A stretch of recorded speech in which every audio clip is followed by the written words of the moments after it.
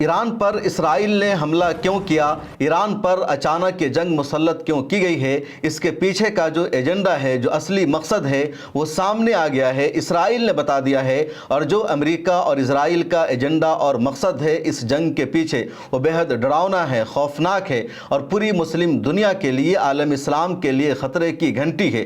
سعودی عرب کو، قطر کو، متحدہ عرب امارات کو، ترکی کو یا پاکستان کو، دوسرے ملکوں کو یہ نہیں سمجھنا چاہیے کہ صرف ایران کے ساتھ ہو رہا ہے، اس کا نمبر نہیں آئے گا، بلکہ ہر ایک ملک کا نمبر آنے والا ہے۔ یہ جو دنیا میں ایک نیریٹو پھیلایا جا رہا ہے کہ ایران ایٹمی توانائی حاصل کر رہا تھا اور اسرائیل اس کو اپنے وجود کے لیے خطرہ سمجھتا ہے، اس لیے اسرائیل نے ایران پر حملہ کر دیا اور امریکہ اسرائیل کو سپورٹ کر رہا ہے، بلکہ کہانی کچھ اور ہے، سچائی کچھ اور ہے۔ اور اصل سچائی یہ ہے کہ ایران اپنی آزاد خارجہ پالیسی بنا چکا تھا، ایران امریکہ کی مدد لیے بغیر اپنا دفاع کر رہا تھا، ایران امریکہ سے ہتھیار خریدے بغیر خود اپنا ہتھیار اور میزائل بنا رہا تھا۔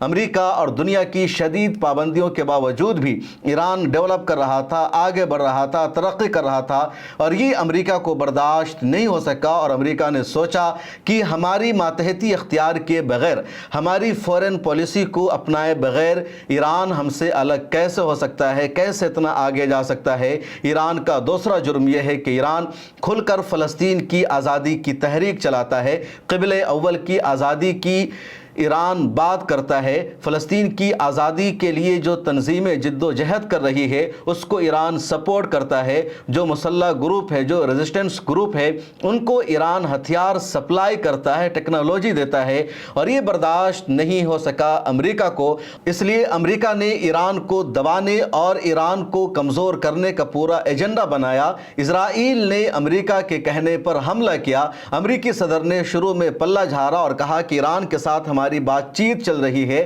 ڈائیلاگ کا سلسلہ جاری ہے، اسرائیل کو حملہ کرنے کی ہم نے اجازت نہیں دی تھی، اور جب اسرائیل حملہ کرتا ہے، ایران میں تباہی مچاتا ہے، 20 سے زیادہ ٹاپ کمانڈر کی شہادت ہو جاتی ہے، اور امریکہ کو لگتا ہے کہ ایران تو صرف دھمکی دے رہا تھا، جواب نہیں دے سکا۔ 15 گھنٹے گزر گئے، تب امریکہ کھل کر اس حملے کی ذمہ داری لیتا ہے اور کہتا ہے کچھ نہیں، اسرائیل کو سپورٹ کیا، پرمیشن دی، اجازت دی، اور آگے بھی ایران پر اسی طرح کا اسرائیل کا حملہ ہوگا۔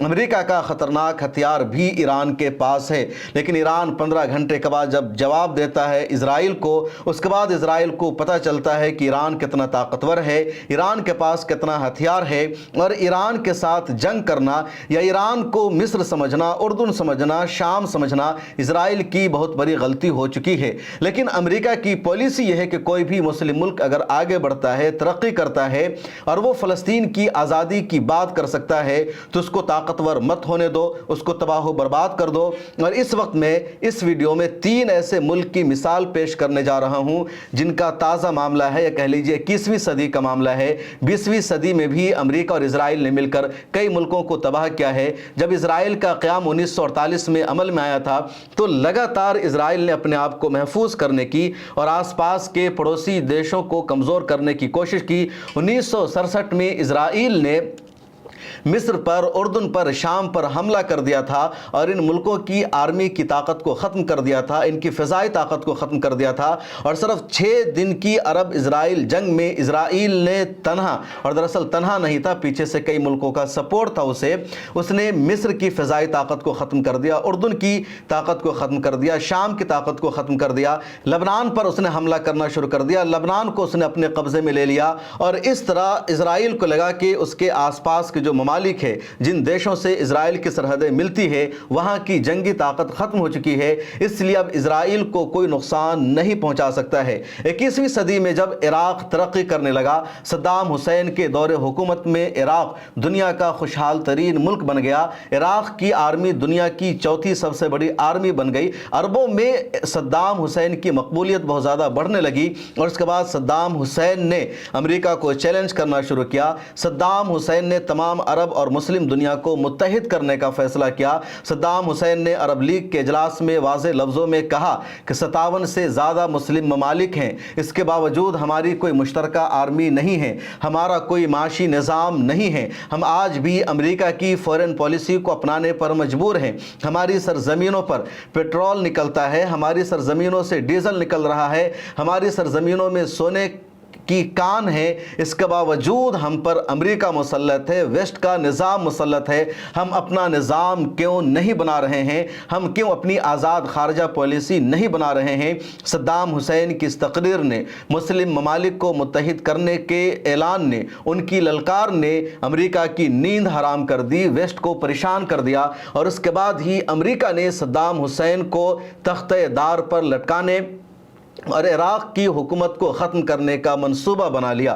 2003 میں امریکہ نے الزام لگایا کہ عراق کے پاس ایٹمی ہتھیار ہے، جوہری ہتھیار ہے، اور یہ الزام پہلے سے لگ رہا تھا۔ لگاتار امریکہ بولتا رہا کہ عراق کے پاس جوہری توانائی ہے، ایٹم بم ہے، پوری دنیا کے لیے سلامتی کے لیے، پیس کے لیے خطرہ ہے، اور عراق کی حکومت کا خاتمہ ضروری ہے۔ اسی دوران 9/11 کا معاملہ بھی سامنے آیا، اور صدام حسین پر یہ الزام بھی امریکہ نے لگا دیا کہ القاعدہ اور اس کے جو دہشت گرد ہیں اس کو بھی صدام حسین سپورٹ کر رہا ہے۔ کچھ دوسرا الزام لگایا گیا، صدام حسین پر یہ بھی کہا گیا کہ عراق کی حکومت اور صدام حسین اسرائیل کے وجود کے لیے خطرہ بن سکتی ہے، صدام حسین کی وجہ سے فلسطین کی آزادی کی جو تحریک ہے وہ مضبوط ہو سکتی ہے، اور اس طرح کا الزام لگا کر امریکہ نے سال 2003 میں عراق میں اپنی آرمی کو اتار دیا، عراق پر حملہ کرنا شروع کر دیا۔ سال 2006 میں صدام حسین کو امریکی آرمی نے گرفتار کر لیا اور ان کو تختہ دار پر لٹکا دیا گیا، اور عراق جو دنیا کا خوشحال ملک تھا وہ ملک غریب بن گیا۔ آج جس طرح انڈیا کے، پاکستان کے، بنگلہ دیش کے بہت سارے نوجوان سعودی عرب جاتے ہیں، قطر جاتے ہیں، متحدہ عرب امارات جاتے ہیں روزگار کے لیے، جاب کے لیے، یا اپنے مستقبل کو بہتر بنانے کے لیے، 2000 سے پہلے نوجوان بڑی تعداد میں عراق جاتے تھے، وہاں وہ جاب کر رہے تھے، وہاں روزگار سے جڑے ہوئے تھے، لیکن آج امریکی حملے کے بعد وہ جو عراق ہے تباہ و برباد ہو چکا ہے، ہر طرف بربادی کی داستانیں بکھری ہوئی ہے، خوشحالی کا کہیں پر نام و نشان نہیں ہے۔ امریکی جنگ میں 10 لاکھ سے زیادہ عراقیوں کا قتل ہو چکا ہے، اور اس عراق کی آج کے دور میں کوئی ویلو نہیں رہ گئی ہے، اس کی جنگی طاقت ختم ہو چکی ہے، عسکری طاقت ختم ہو چکی ہے۔ عراق میں امریکہ کا فوجی اڈہ موجود ہے، اور عراق کی سرزمین کا استعمال کون سا ملک کرے گا نہیں کرے گا، اس کا فیصلہ آج امریکہ کر رہا ہے۔ عراق کے ایئر اسپیس کا استعمال کر کے اسرائیل کی آرمی ایران پر آ کر بم برسا رہی ہے، فائٹر پلین سے ہو کر گزر رہی ہے، اور عراق کی جو موجودہ حکومت ہے وہ روکنے میں ناکام ہے، کیونکہ اس حکومت کے پاس، اس سرکار کے پاس کچھ بھی نہیں بچا ہے۔ عراق ایک زمانے میں ایک ایسا ملک تھا جس کے تیل کی، جس کے پیٹرول کی پوری دنیا میں ویلو ہوتی تھی، آج اس پر بھی عراقیوں کا کنٹرول نہیں ہے۔ عراق کے بعد دوسرا ملک جس کو امریکہ نے تباہ کیا وہ ہے لیبیا۔ لیبیا افریقہ کا ایک ملک ہے، اور اس کے صدر تھے کرنل معمر قذافی۔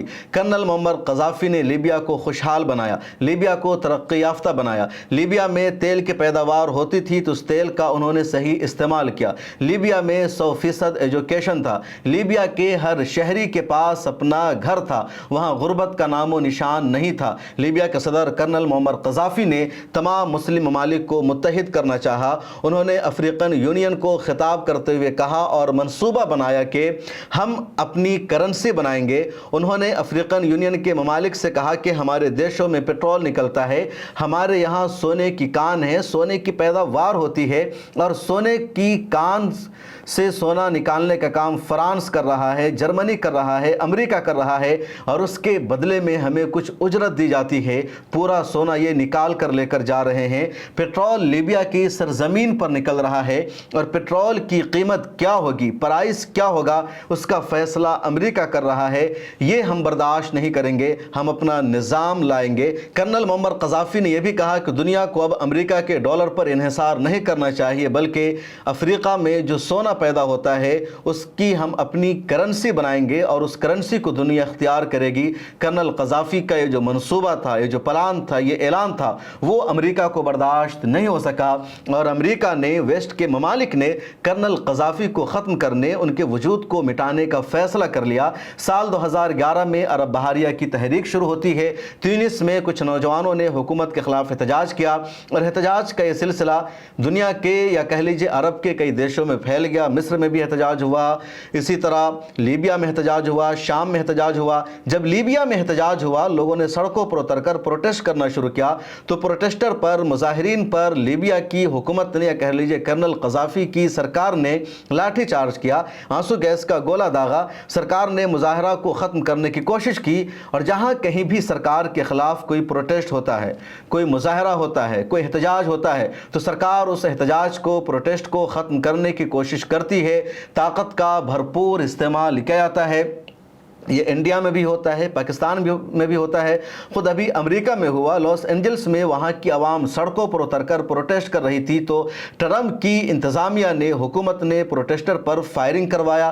جرنلسٹ جو کور کر رہے تھے ان پر گولیاں چلائی گئی, ان کو مارا گیا, ان کے خلاف ایکشن لیا جا رہا ہے. تو یہ ہر جگہ ہوتا ہے. لیکن جب لیبیا میں یہی سب کرنل قذافی نے کیا تو امریکہ نے, یونائٹڈ نیشن نے یہ کہا کہ کرنل قذافی نے عوام پر گولیاں چلانے کا کام کیا ہے. کرنل قذافی ڈکٹیٹر بن چکا ہے اور عوام کی رائے کا لیبیا میں احترام نہیں کیا جا رہا ہے. یونائٹڈ نیشن کی سیکورٹی کونسل کا اجلاس بلایا گیا اور سیکورٹی کونسل کے اجلاس میں ریزولوشن پاس کیا گیا کہ لیبیا پر حملہ کیا جائے گا, کرنل قذافی کی حکومت کا خاتمہ کیا جائے گا, عوام کے ہاتھوں میں لیبیا کی حکومت سپرد کی جائے گی. اور یونائٹڈ نیشن کی سیکورٹی کونسل نے ریزولوشن کو پاس کر دیا اور ناٹو کے ممالک نے امریکہ کی قیادت میں, صدارت میں لیبیا پر حملہ کرنا شروع کر دیا اور ایک ہی سال میں پورے لیبیا کو تباہ و برباد کر دیا. لیبیا میں کرنل قذافی کو بھی امریکہ کی آرمی نے شہید کر دیا. کہا یہ گیا کہ جو باغی عوام تھی لیبیا کی, اس نے کرنل قذافی کو قتل کیا ہے. لیکن سچائی یہ ہے کہ کرنل قذافی کے قتل کے پیچھے بھی امریکہ کی آرمی کا ہاتھ تھا اور اس طرح کرنل قذافی کو شہید کر دیا گیا. لیبیا خانہ جنگی میں بدل گیا. اب اس وقت کا جو لیبیا ہے, 2011 میں یہ سب کچھ ہوا, اس وقت 2025 ہے, یعنی 15 سالوں کا عرصہ گزر چکا ہے. لیبیا میں کوئی بھی مستحکم حکومت نہیں بنی ہے. لیبیا خانہ جنگی میں تبدیل ہے. 4-5 گروپ کی لیبیا میں حکومت ہے. کسی گروپ کو ترکی کا سپورٹ ہے, کسی کو امریکہ کا سپورٹ ہے, کسی کو فرانس کا سپورٹ ہے. ایک چھوٹا سا گروپ وہ ہے بنغازی میں جس کو متحدہ عرب امارات بھی سپورٹ کرتا ہے. اور اس طرح لیبیا جہاں پیٹرول نکلتا تھا, جہاں سونے کی پیداوار ہوتی تھی, جہاں غربت کا نام و نشان نہیں تھا, آج وہ خانہ جنگی میں تبدیل ہو چکا ہے, غریب ملک بن چکا ہے اور دنیا کے خوشحال ملکوں میں اب اس کا بھی نام شامل نہیں رہا. اس فہرست میں تیسرا نام ہے مصر کا. مصر دنیا کے ان ملکوں میں شامل ہے جو اسرائیل کو شکست سے دوچار کر چکا ہے. 1967 کی 6 روزہ جنگ میں اسرائیل نے مصر کے جن علاقوں پر قبضہ کر لیا تھا, جہاں کا کنٹرول حاصل کر لیا تھا, 1973 میں مصر نے اسرائیل پر حملہ کر کے ان علاقوں کا کنٹرول حاصل کر لیا اور اسرائیل کو پیچھے ہٹنے پر مجبور کر دیا. اور پورے خطے میں اروس پڑوس میں مصر ایک ایسا ملک رہا ہے جو اسرائیل کے ساتھ جنگ لڑ سکتا ہے, اس کی صلاحیت رکھتا ہے. چنانچہ امریکہ کی اور اسرائیل کی ہمیشہ یہ کوشش رہی کہ مصر کو کمزور کیا جائے. 2011 میں جب مصر میں بھی احتجاج ہوا, پروٹیسٹ ہوا اور مصر میں ڈکٹیٹرشپ کا خاتمہ ہوا, اخوان المسلمین کی حکومت بن گئی, تو اخوان المسلمین کی حکومت نے حماس کے ساتھ اپنے رشتے کو بڑھایا, حماس کو سپورٹ کرنا شروع کیا. رفح کراسنگ بارڈر کو مصر نے کھول دیا تاکہ غزہ پٹی جو اوپن جیل بن چکا تھا, جو چاروں طرف سے اسرائیل سے گھرا ہوا تھا, مصر میں بھی پہلے وہاں کے لوگوں کی اجازت نہیں تھی. اخوان المسلمین نے غزہ پٹی کے لیے راستہ کھول دیا اور غزہ پٹی میں ایک نئی امید کا سورج طلوع ہونے لگا اور یہی برداشت نہیں ہو سکا امریکہ کو, اسرائیل کو, دنیا کے دوسرے دیشوں کو, کیونکہ مصر میں حکومت تھی اخوان المسلمین کی اور صدر تھے محمد مرسی. ادھر یونائٹڈ نیشن میں محمد مرسی نے جب تقریر کی تو اپنے خطاب میں کہا کہ ہمارا جو دستور ہے وہ قرآن ہے, ہمارا جو قانون ہے وہ قرآن ہے, ہم مصر کے نظام کو قرآن کے مطابق چلائیں گے. انہوں نے فلسطین کی مدد کرنے کی بات کی, انہوں نے فلسطین کی آزادی کو سپورٹ کرنے کا پورا منصوبہ بتایا اور یہی برداشت نہیں ہو سکا. اور اگلے سال یعنی 2012 میں ہی مصر کی اخوان المسلمین کی حکومت میں ڈیفنس منسٹر تھے عبد الفتاح السیسی. उनको अमेरिका ने ख़रीदा, सऊदी अरब ने ख़रीदा और उनके ज़रिए बगावत कराई गई। अमेरिका ने सपोर्ट किया, सऊदी अरब ने पूरी तरह सपोर्ट किया और इस तरह इख्वानुल मुस्लिमीन की हुकूमत का 2013 में सिर्फ 1 साल में ख़ात्मा कर दिया गया और जेल में बंद कर दिया गया मोहम्मद मुर्सी को। 2019 में मोहम्मद मुर्सी की भी जेल में मौत हो जाती है। तो 3 मुल्क मिसाल हैं। इन तीनों मुल्क में रिजीम को अमेरिका ने, इजराइल ने मिलकर चेंज किया, वहाँ की हुकूमत को बदलने का काम किया और हुकूमत को इसलिए बदला गया ताकि यहाँ ऐसी हुकूमत रहे जो अमेरिका की मंशा के मुताबिक अपनी पॉलिसी को बनाए, इजराइल के लिए वो ख़तरा का सबब न बने, इजराइल को किसी तरह का नुकसान न पहुँचे और फ़लस्तीन की आज़ादी के लिए लोग कभी भी जिद्दोजहद न करें। अब मिस्र की इस हुकूमत के रवैये को देखें कि दुनिया भर के एक्टिविस्ट ने गज़ा पट्टी में इमदादी सामान को पहुँचाने के लिए, रफ़ा क्रॉसिंग बॉर्डर को खोलने के लिए रफ़ा की तरफ मार्च निकालने का फ़ैसला किया। नाम ही रखा गया ग्लोबल मार्च टू गज़ा। और मिस्र में जब एक्टिविस्ट पहुंचते हैं तो मिस्र की हुकूमत ने उन्हें वापस भेज दिया। प्रोटेस्ट करने की, गज़ा की तरफ जाने की इजाज़त नहीं दी। ये मिस्र का दोगलापन है, ये गद्दारी है। उसके अलावा मेडलेन सी पर जब हमला हुआ, ये जहाज़ भी गज़ा पट्टी जा रहा था, दुनिया भर के 12 एक्टिविस्ट मौजूद थे, तो मिस्र के समुद्री हुदूद में इजराइल ने इस जहाज़ पर हमला किया, किडनैप किया और मिस्र की हुकूमत ने इजराइल को नहीं रोका। तो ये मिस्र का शर्मनाक रवैया है। अब पूरे खित्ता में, या कह लीजिए पूरे मुस्लिम वर्ल्ड में, ईरान ही एक ऐसा मुल्क है जो खुलकर हमास को सपोर्ट कर रहा है, फ़लस्तीन की आज़ादी की बात कर रहा है और ये बर्दाश्त नहीं है इजराइल को, अमेरिका को। इसलिए इजराइल का बयान अब खुलकर आ गया है कि इजराइल ईरान में रिजीम चेंज करना चाहता है।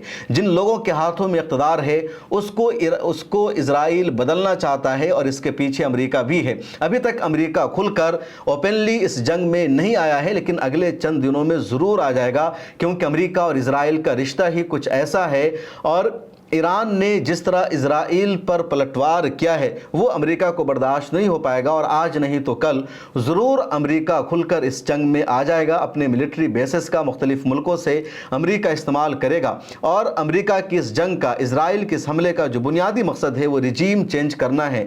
इजराइल के सदर इसहाक हर्ज़ोग का बयान सामने आ चुका जिसमें उन्होंने कहा कि इजराइल के 13 जून के हमले का मकसद है मशरिक़ वस्ता के नक्शा को बदलना। इसी तरह बिन्यामिन नेतन्याहू जो इजराइल का प्राइम मिनिस्टर है, उसने कई मरतबा इस बात का यादा किया कि ईरान की आवाम को चाहिए कि अपनी हुकूमत को तब्दील करे। जिन लोगों के हाथों में ईरान के इक़्तिदार है उनको इक़्तिदार से महरूम कर दिया जाए। इजराइल के नेशनल सिक्योरिटी एडवाइज़र का बयान भी सामने आया है कि ईरान और इजराइल के दरमियान जो जंग छिड़ी है इसमें हमने वक्ती तौर पर अपना हदफ हासिल किया है, लेकिन असल हदफ हासिल नहीं किया है। हमारा जो असल हदफ है वो ये है कि ईरान में रिजीम चेंज हो जाए, हुकूमत बदल जाए और इसके लिए वो गज़ा पट्टी के साथ अपनी शर्तों से नीचे आकर जंग बंदी के लिए भी तैयार हैं। इस तरह का उनका स्टेटमेंट सामने आया है और इसी मकसद को अंजाम देने के लिए इजराइल ने ईरान में मजबूत जासूसी का नेटवर्क बनाया, फैक्ट्री बनाई, कारखाना बनाया, वहाँ के लोगों को अपने साथ मिलाया। इस वक्त ईरान में एक ऐसी पार्टी भी मौजूद है जो वहाँ की हुकूमत के ख़िलाफ़ है, वो हुकूमत गिराने की बात कर रही है, वो इजराइल और अमेरिका का साथ दे रही है। तो ये पूरी मुहिम इजराइल की है और इजराइल क्यों ईरान में रिजीम चेंज करना चाहता है उसके लिए आपको पूरी ईरान की तारीख जाननी होगी। ईरान में आज जो हुकूमत है, जिन लोगों के हाथों में ईरान का इक़्तिदार है, ये 1979 में आया है। 1979 से पहले ईरान में रज़ा शाह पहलवी की हुकूमत थी और ये हुकूमत अमेरिका के मातहत थी, इजराइल को सपोर्ट करती थी। जिस तरह मिडिल ईस्ट के दूसरे मुल्कों का आज हाल है, कुछ ऐसी ही रज़ा शाह पहलवी की भी हुकूमत थी। अमेरिका का फौजी अड्डा ईरान में मौजूद था, अमेरिका के अफसरान, इंटेलिजेंस के लोग ईरान में मौजूद होते थे और ईरान की जो पूरी पॉलिसी है वो इजराइल के फेवर में थी, अमेरिका के फेवर में थी। चुनांचे इसके ख़िलाफ़ इमाम खुमैनी ने बगावत की, आवाम से कहा कि ये जो हुकूमत है इसने हमें अमेरिका के हाथों बेच दिया है, हमें इस हुकूमत का तख्ता पलटना होगा, इस हुकूमत का ख़ात्मा करना ज़रूरी होगा। चुनांचे आवाम में बेदारी आई, आवाम ने सड़कों पर उतर कर एहतजाज करना शुरू किया, अवाम को सताया गया, जेलों में बंद किया गया। अमेरिका की आर्मी ने, वहाँ की इंटेलिजेंस ने आकर के तहरीक चलाने वाले लोगों को सताना शुरू किया। इमाम खुमैनी को जला वतन कर दिया गया। वो तुर्की में रहे, वो इराक़ में रहे, फिर फ्रांस में कुछ दिनों रहे, लेकिन इनकलाबियों को जीत मिली और 1979 में रज़ा शाह पहलवी को मुल्क छोड़कर जाना पड़ा। इमाम खुमैनी की ईरान में वापसी हुई और उन्होंने इस्लामी जमहूरियत ईरान की बुनियाद रखी और कहा गया कि ईरान का जो पूरा निज़ाम है इस्लाम के मुताबिक होगा, शरीयत के मुताबिक होगा। और फिर ईरान ने सबसे पहले इजराइल से अपना सफारती रिश्ता ख़त्म कर लिया। 1948 में जब इजराइल का क़याम अमल में आया था तो दुनिया के जिन मुल्कों ने सबसे पहले इजराइल को तस्लीम किया, उससे सफारती रिश्ता बनाया, उसमें ईरान भी शामिल था। लेकिन जब इनकलाब ईरान में आया, इस हुकूमत ने इजराइल से अपना रिश्ता मुकम्मल तौर पर ख़त्म कर लिया। ईरान ने अपना एजेंडा यह नाफिज किया कि हम फ़लस्तीन की आज़ादी की कोशिश करेंगे, क़िबला अव्वल की आज़ादी हमारा एजेंडा और हदफ है। ईरान ने यह भी कहा कि मिडिल ईस्ट में, मशरिक़ वस्ता में अमरीकी आर्मी हो, इसके हम खिलाफ हैं और ऐसा नहीं हो सकता है। और ईरान उसी खतूत पर गामजन रहा और इसी वजह से ईरान पर अमरीका ने पाबंदी लगाई, दुनिया के दूसरे देशों ने पाबंदी लगाई। लेकिन ईरान बावजूद इस पाबंदी के आगे बढ़ता रहा, तरक्की करता रहा, हथियार बनाता रहा, मिसाइल बनाता रहा और ईरान आज यहाँ तक पहुँच चुका है कि उसको कहीं का कोई सपोर्ट नहीं है। इसके बावजूद ईरान इजराइल में तबाही मचा रहा है, अमेरिका का बयान बार बार बदल रहा है और ये ईरान की मेहनत है, उसकी जहानत है। ईरानी कौम को मुश्किल हालात का सामना करना पड़ा तो ईरानी कौम ने अपने आप को ही बदल लिया और तमाम मैदानों में आगे ईरानी कौम बढ़ जाती है और यही अमेरिका को आज बर्दाश्त नहीं है। और अब इसीलिए अमेरिका ईरान में रिजीम चेंज करना चाहता है ताकि ईरान में उन लोगों के हाथों में इक़्तिदार आ जाए जो अमेरिका के चाहने वाले हों, जो इजराइल को सपोर्ट करने वाले हो, जो लोग फ़लस्तीन की आज़ादी की तहरीक न चलाए, जो लोग हमास को सपोर्ट न करे। अब यकीन जानिए कि हमास और इजराइल के दरमियान जो लड़ाई है वो 22 महीनों से जारी है। 22 महीने से गज़ा पट्टी पर इजराइल का हमला जारी है और अभी तक इजराइल अपने मिशन में, अपने एजेंडा में कामयाब नहीं हो सका है। जंग का जो हदफ इजराइल ने तय किया था उस हदफ में उसको कामयाबी नहीं मिल सकी और हमास को सबसे ज़्यादा सपोर्ट ईरान से ही मिलता रहा है। ये बर्दाश्त नहीं है और इसीलिए ईरान के खिलाफ ये झूठा प्रोपेगेंडा किया जा रहा है पिछले 20-25 सालों से कि ईरान एटम बम बना रहा है, ईरान एटमी ताकत हासिल कर रहा है और ईरान का एटम बम बनाना, एटमी तवानाई हासिल करना पूरी दुनिया के लिए ख़तरा है, इजराइल के लिए ख़तरा है, अमन व सलामती के लिए ख़तरा है। जबकि ईरान ने बार बार कहा कि वो एटमी तवानाई हासिल कर रहा है अपने वजूद के लिए, अपने पुरअमन मकासद के लिए, जंग लड़ने के लिए नहीं। एटमी तवानाई हासिल करने का मकसद एटम बम बनाना भी नहीं है, एटमी मिसाइल बनाना नहीं है, बल्कि पुरअमन मकसद के लिए ईरान एटमी तवानाई को हासिल कर रहा है। इसी मकसद के लिए ईरान का जौहरी प्रोग्राम है। लेकिन लगातार ईरान पर इस तरह का अमेरिका ने आरोप लगाया, इल्ज़ाम लगाया और बातचीत का दौर जारी था। ट्रंप के साथ मुज़ाकरात का सिलसिला चल रहा था, 60 दिन हो गए थे और अमेरिका ने कहा था आगे भी बातचीत होगी, इजराइल को हमला करने की इजाज़त नहीं है और उधर इजराइल से अमेरिका ने हमला भी करा दिया। यही अमेरिका का डबल गेम होता है, अमेरिका कहता कुछ और है, करता कुछ और है और इजराइल अमेरिका की मंशा के बगैर, उसकी परमिशन के बगैर कुछ भी नहीं कर सकता। और इसलिए मैं कह रहा हूं कि आज नहीं तो कल ज़रूर अमेरिका खुलकर इस जंग में आ जाएगा। लेकिन ईरान को अल्लाह सलामत रखे, ईरान के हौसले को अल्लाह ताला मजबूती अता फरमाए, जो डटा हुआ है और लगातार मुकाबला कर रहा है। ईरान को अच्छी तरह पता है कि उसके आसपास के जो ममालिक है वहाँ भी अमेरिका का मिलिट्री बेस मौजूद है, खा वो सऊदी अरब हो, खा वो कतर हो, वो कुवैत हो, वो मुत्तहिदा अरब इमारात हो, उधर इराक़ है, उधर उर्दन है, उधर लेबनान है, इधर पर्शियन गल्फ़ है। इन सब के बावजूद ईरान डटा हुआ है, अमेरिका का मुकाबला कर रहा है, इजराइल का मुकाबला कर रहा है और ईरान इस बात पर भी गौर कर रहा है कि अगर उस पर हमला किया गया तो वो अबनाए हुर्मुज़ को बंद कर देगा और अगर ईरान ने अबनाए हुर्मुज़ को बंद कर दिया तो दुनिया में तेल की 80% जो सप्लाई है वो सप्लाई रुक जाएगी। ईरान को ये भी अंदाज़ा है कि आर्मी अमेरिका की इराक के रास्ते ईरान में दाखिल हो सकती है, लेकिन ये कोशिश कभी कामयाब नहीं हो सकी। सद्दाम हुसैन की जब ईरान के साथ लड़ाई हुई थी तो उस लड़ाई के दौरान भी इराक़ी आर्मी ईरान में दाखिल होने की कोशिश कर रही थी, लेकिन इराक़ी आर्मी ईरान में दाखिल नहीं हो सकी, क्योंकि वो जो इलाका है बहुत मुश्किल है, पहाड़ियों भरा वो सिलसिला है और कोई भी आर्मी उससे गुजर नहीं सकती है। इसलिए ईरान का जो जोग्राफियाई हुदूद है वो बहुत ज़्यादा अहम है। ईरान के दो तरफ समंदर है और एक तरफ ईरान की लंबी सरहदें मिलती है, इसलिए ईरान पूरी क़ुव्वत के साथ लड़ रहा है, टिका हुआ है और आलम इस्लाम का फ़र्ज़ है, उसकी ज़िम्मेदारी है कि इस मुश्किल घड़ी में वो ईरान का साथ दे। वरना आज ईरान का नंबर है, इससे पहले इराक़ का नंबर आ चुका है, लीबिया का आ चुका है, मिस्र का आ चुका है, जॉर्डन का आ चुका है, सीरिया का आ चुका है। अगला नंबर उन मुल्कों का भी आएगा जो कल होकर अमेरिका की पॉलिसी से आज़ाद होने की कोशिश करेंगे, जो अपना हथियार बनाने की कोशिश करेंगे, क्योंकि जिन मुल्कों के पास आज अमेरिका का हथियार है वो हथियार किसी काबिल नहीं है। सऊदी अरब ने अमेरिका से हथियार ले रखा है, यूएई ने ले रखा है, कतर ने ले रखा है। इन हथियारों का इस्तेमाल भी ये ममालिक अमेरिकी मफादात के ख़िलाफ़ नहीं कर सकते हैं। इसलिए ईरान की जो ताकत है ख़ित्ते में बहुत ज़्यादा अहम है और ईरान के हौसले को सलाम। आपकी क्या राय है ज़रूर लिखें और मुझे दीजिए इजाज़त।